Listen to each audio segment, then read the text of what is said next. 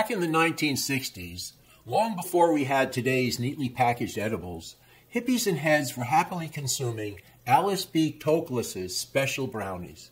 Miss Toklas was the life partner of the writer Gertrude Stein, and in Paris during the first part of the 20th century, Toklas and Stein hosted a salon, which is really just a fancy name for a gathering of artists, writers, and other smart people in their apartment on Rue de Fleureuse.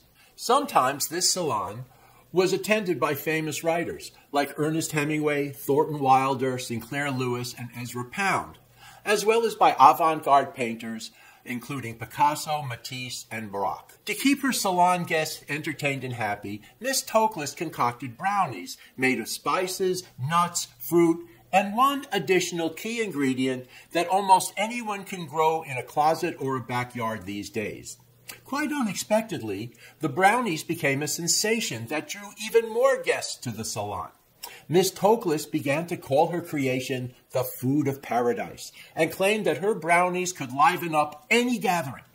She cautioned, however, that 2 brownies were the most anyone should eat, and that guests should then be prepared for, and here I quote her directly, hysterical fits of laughter and wild floods of thoughts. I'm not sure for how many years Stein and Toklas held their salon and served those brownies, but surely the salon had ended with the rising of the Nazis in the late 1930s.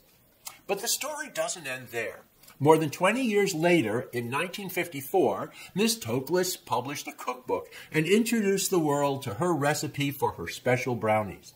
As a result, by the late 1960s, a significant number of young, hip people were familiar with those brownies. And if by chance they hadn't heard of them by then, they certainly did in 1968 when Peter Sellers starred in the movie I Love You, Alice B. Toklas. Sellers played a very straight and buttoned-up lawyer who accidentally consumes a special brownie with life-altering results.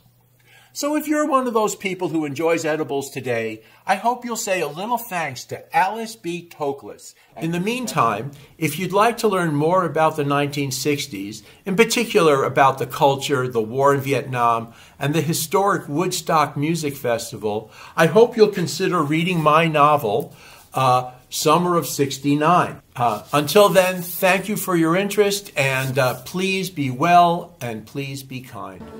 I'll be seeing you in all the